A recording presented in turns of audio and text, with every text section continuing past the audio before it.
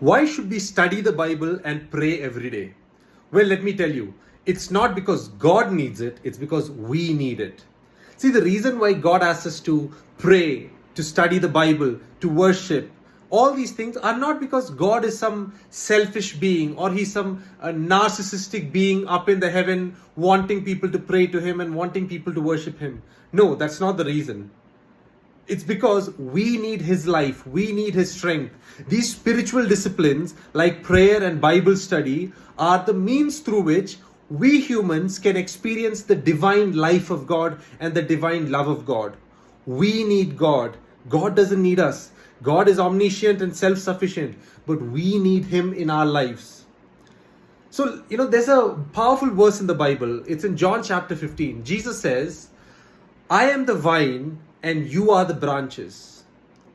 When you're connected to me, you can do everything, but outside of me, you can do nothing.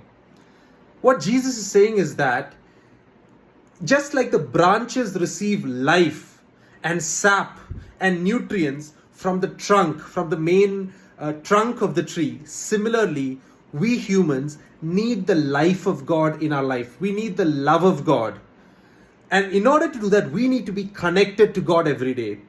We are not the source of life. We are the recipients of divine life. God is the ultimate source of life. And when I say life, it means peace, joy, fulfillment, passion, purpose. All of these things, the originator, the origin and the source is God himself.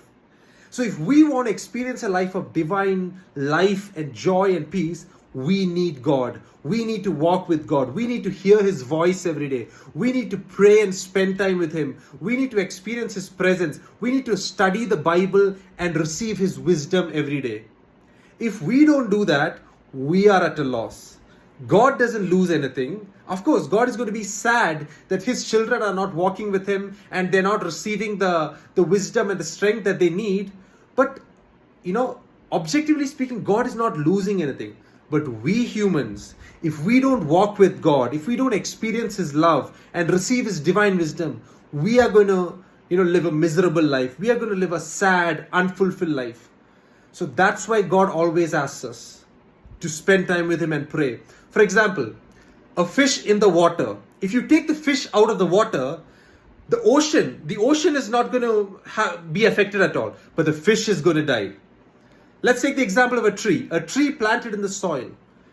If you take the tree out of the soil is not going to die, but the tree will die. Similarly, if we don't walk with God, we will die.